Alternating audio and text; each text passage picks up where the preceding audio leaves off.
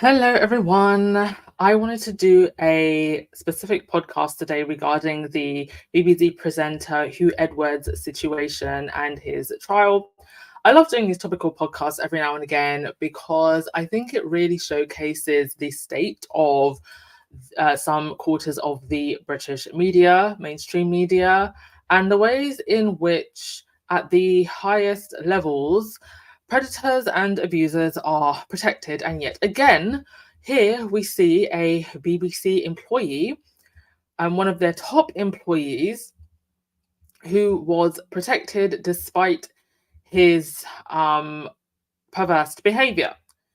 And I started to look into, is Hugh Edwards being given preferential treatment? Because I don't actually understand the law. I've never read the law when it comes to these things. Now, you would assume that Hugh Edwards, for what he did, and we will go into a little bit more detail in a moment. And trigger warning, and this podcast does include talk about sexual assault, and this is actually one of the reasons why I wanted to do just a topical podcast on this and not have it included in the main podcast, which will be later on today. You would think that for the crime that he committed, it would be a straight to jail sentence. Well, that's actually not how the law works in the United Kingdom, at least.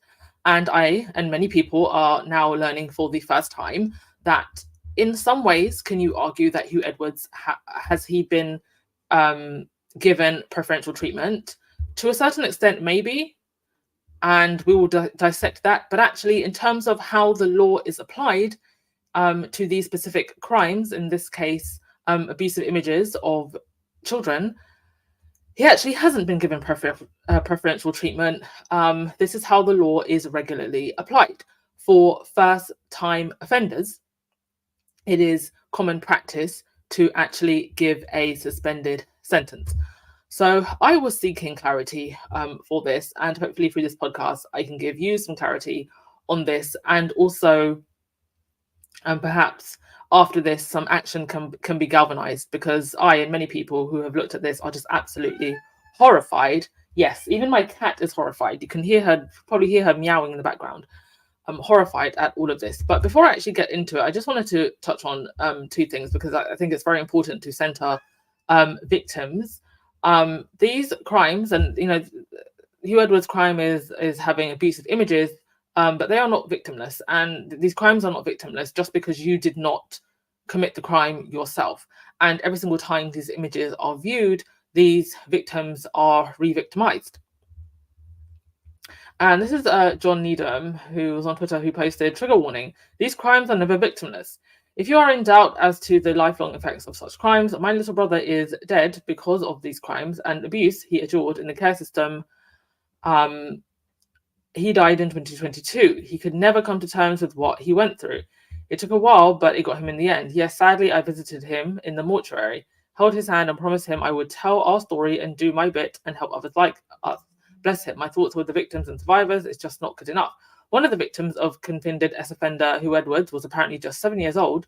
I was just 7 years old when I was AR'd and violently forced to pose for photograph. It changed my life. 6 months suspended sentence and hardly a thought for the victims is a terrible crime. Lots of trivializing, playing down the hideous crime in the media today. He's only sorry that he got caught. Sends a very clear message to those who target children that there is no deterrent. This sentence is an insult to victims and survivors of these type of crimes around the world. And as you're going to find, as I move later on into this podcast, the number one problem here, and what is so scary, is you literally have thousands of mostly men being convicted or caught, at least, when it comes to these crimes. There are literally not enough prison cells. Like, that is literally the main problem here. There are so many offenders. It is scary. And there are not enough prison cells to put them in because there's just so many. Even now, we're having issues with the UK prison system, trying to find places, having to release people for lesser crimes. You would literally have to build camps to put these people in prison because there's so many of them. And let's not forget that Hugh Edwards, this was the guy who was given the honour of announcing the Queen's death. This was a top BBC guy, just like Savile. And he will still, be getting his BBC pension. Now, Would the average S offender still be getting their pension? Yes, they would. But this is not the average S offender. This is an employee of the BBC, which is funded by the public. And this is one of the reasons why so many people are calling to defund the BBC, to take away the TV license that funds the BBC, because what are we actually funding here? We're funding the protection of abusers. Several people came forward and tried to ring the alarm about Hugh Edwards, and they were shut down. They were shut down. So the culture at the BBC clearly has not changed. How many more Hugh Edwards are there in media? How many more are there in the BBC? He is still going to be getting his 300,000 a year pension. This man is not going to suffer. He's not going to suffer the way the victims in those photos did. So, also, before I get into it, again, just showing the double standards in media, of how certain abusers of a certain demographic are protected, and it's just so yeah, when you have to compare how they are treated and protected in comparison to our fave. I don't want to directly bring her into this, but you know, the difference in treatment is just jarring, and you just can't help but notice it and how unfair it is. So this is a secret barrister who is a barrister who, I believe he's actually still anonymous. He used to post online about the law and cases and exposing shortcomings in the law. And then he also had a hit book called The Secret Barrister. And he, just for the record, cleared up a lot of the misunderstandings about the law and why it is that Hugh Edwards is basically avoiding prison. So he says, why did Hugh Edwards avoid prison? Is this evidence of a two-tier justice? Let's take a quick look. TLDR, this is an entirely expected sentence for offences of this type. Hugh Edwards pleaded guilty to making 41 indecent photographs of a child. The first point to note is that making is misleading. The offence was possessing them on a computer rather than creating or recording the images. The law is grossly confusing in this area. For an offence possessing images of this type, the court must follow the relevant sentencing guidelines. Now, according to reports, Edwards was in possession of 7 Category A images, 12 Category B, and 22 Category C. As to the categorization of these materials, see below. So, possession of images involving penetrative S activity, possession of images involving S activity with an animal or sadism. So that's Category A. He was in possession of 12 Category A, sharing images involving penetrative S activity, sharing images involving S activity with an animal or sadism, creating images. Okay, so that's Category A. Category B. So basically, possession, sharing, and creating. This is repeating itself, but just showing possession, sharing, and creating. So Category B, possession of images involving non-penetrative S activity, or sharing or creating. And Category C, possession of other indecent images not falling within Category A or B. I also believe Category A involves penetrative activity with children. And that's what he admitted to and was charged for. So once the court has established a category of images, the guideline specifies sentence starting points and ranges. So possession of Category A, the most serious, carries a starting point of 1 year's custody with a range of 26 weeks to 3 years. And then there are also aggravating and mitigating factors. So this is what can move the starting point of the years that are given, the sentence that are given, either up or down. So mitigating factors, things like no previous convictions, positive character, age, lack of maturity, mental disorder, and this is one of the defenses that they're going to use.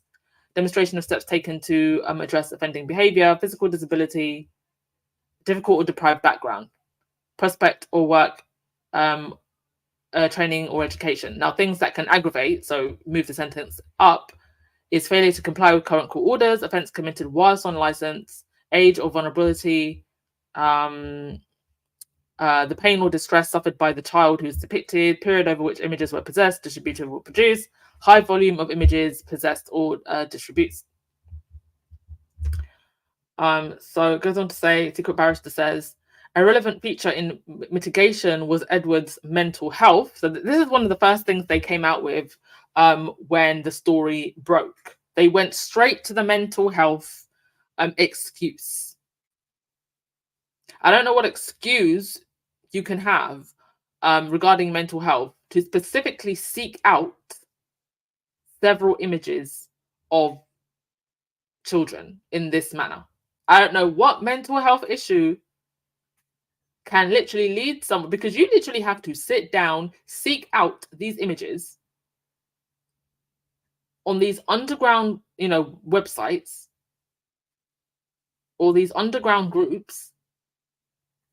The average straight thinking person wouldn't even know where to begin looking, wouldn't even go looking in the first place. And then to do that several times. What mental health issue would make someone do that? It is an excuse, and it is horrendous that over and over again, our society excuses abusers, but finds ways of blaming victims.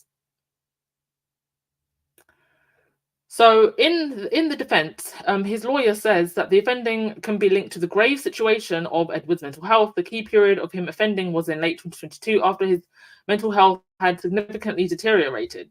Edwards had begun receiving treatment for mental ill health in 2019 that was interrupted by the pandemic in 2020. You are not going to tell me that somebody of his wealth and privilege during the pandemic could not access mental health services. You're not going to tell me that. That is nonsense.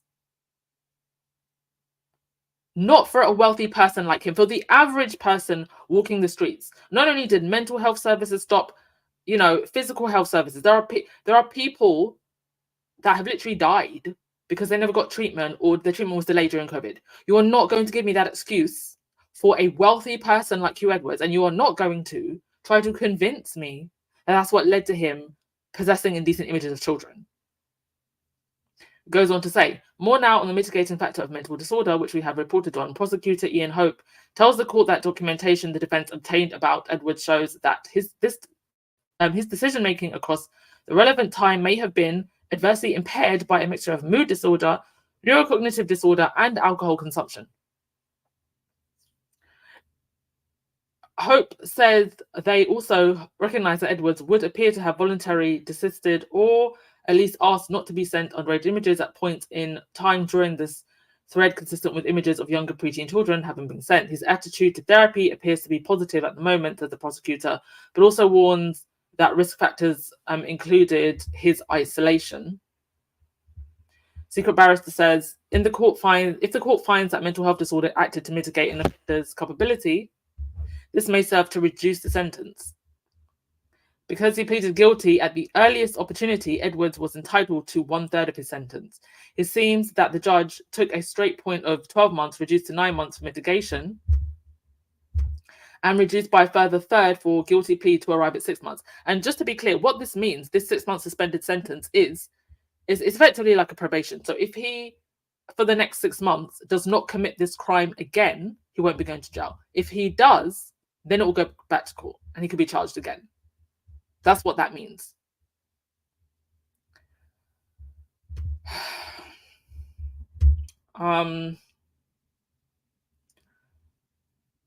Okay, next thing.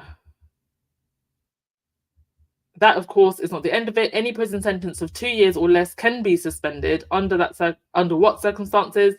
Yep, another guideline, I'm afraid, setting out factors for a court to consider. So other factors are, is the offender a risk or danger to the public? Well, I think anybody who has such images is absolutely a risk to the public. History of poor compliance with court orders. Well, he doesn't have that because it's the first time he's going to court. appropriate punishment can only be achieved by immediate custody. Factors indicating that it would not be appropriate to suspend a custodial sentence. I mean, listen, I'm not an expert on the law, but I'm a human being who cares about other human beings. And I am just so shocked to learn that just because this if it's the first time that you're found with such images, that you can be given a suspended sentence. That is news to me, and I am horrified, along with many other people. In Edward's case, he has been assessed by probation, as most offenders are prior to sentence. He was apparently a low risk of reoffending. It was argued that he had strong personal mitigation. Applying the guidelines, the judge suspended the sentence. Now, as ever, and I cannot say this frequently or loudly enough, the fact that the guidelines and the law have been followed does not, of course, mean that people can't reasonably disagree with the sentence. Many will think offences of this type should always attract prison. However, the question has been raised as to whether Hugh Edwards has received special or a two-tier treatment. The answer is unequivocally no. As someone who has prosecuted and defended more of these cases than I can recall, this is the outcome that I would have expected. So, it's hugely shocking. I think what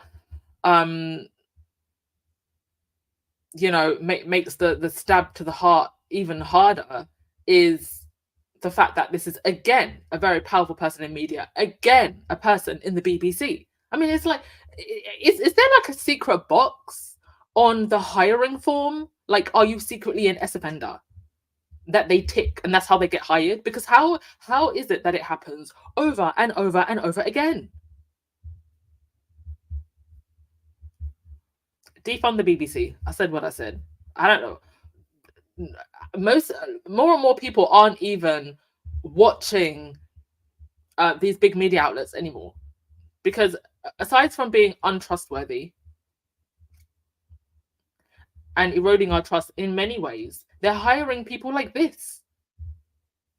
And people like Hugh Edwards, a lot of the times they get hired because of backslapping, because of nepotism, because they happen to come from a certain background.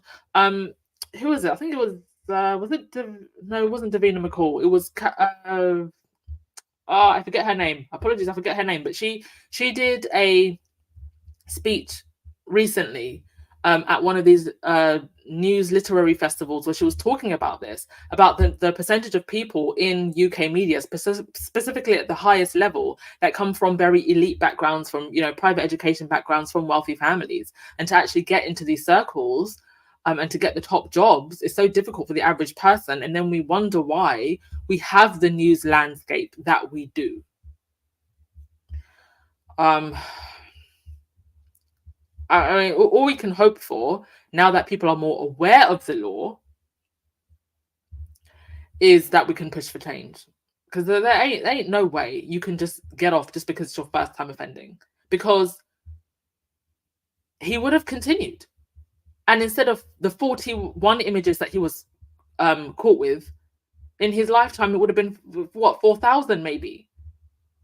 And I even though the secret barrister, who I appreciate for, laying out what the law is, even though it seems like the law was followed the way it usually is, you still can't help but think that there is a level to which, especially regarding the excuse of mental health and the fact that he is this huge figure, that, he has been given certain protections. Certainly, at least, maybe not with the law, but in the within the walls of the BBC, he was protected, absolutely.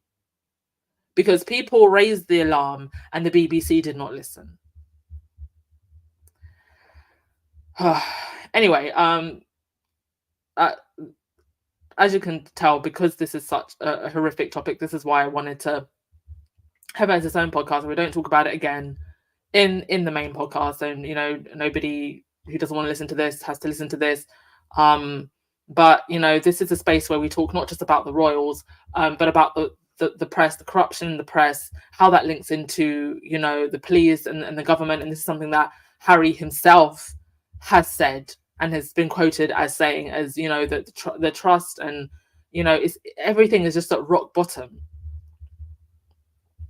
And how are people meant to trust when things like this happen? And it's the whole culture that allows this to happen, which is why Harry's case is so important, which is why the work of Hacked Off is so important, which is why everybody else, or not just Harry, sorry, who is continuing their fight against the tabloid press, it's why it's so important. I'm gonna, I don't know if I mentioned it in the next podcast, but there's actually Rupert Murdoch will be going to court with his kids, and some of his kids are looking to continue, a business as usual, but I think one or two of them, one of whom has actually been in a room with Harry before, is looking to change things. So it's going to be interesting to see how that plays out. And it's, they can go back and forth in court while Murdoch is still alive, but it's going to be a whole different thing when he's dead. Even though right now he seems to be drinking, the same unicorn blood that Lord Voldemort is drinking, and the guy just won't go.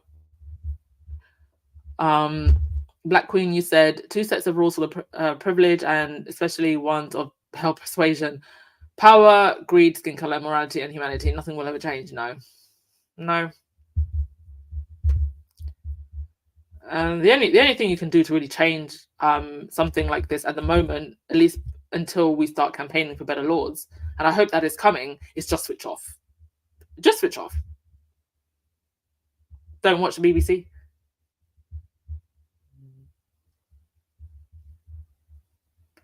Okay, I'm gonna leave this there. I'm not gonna do an intro. Just wanted to cover this on its own. Thank you so much for stopping by. I will do another podcast I think I've scheduled it for about 4ish. Much more positive, uplifting news. But thank you everybody who's come in now. I've also got some positive updates for my book, which I will tell you in the next podcast. Enjoy the rest of your day, everybody.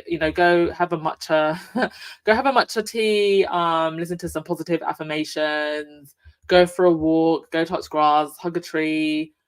Do something that gives you joy. We only speak about these things for awareness, but we should not let them seep into our soul. Okay? Enjoy the rest of your day, and I'll see you later if you're coming along later. Ciao.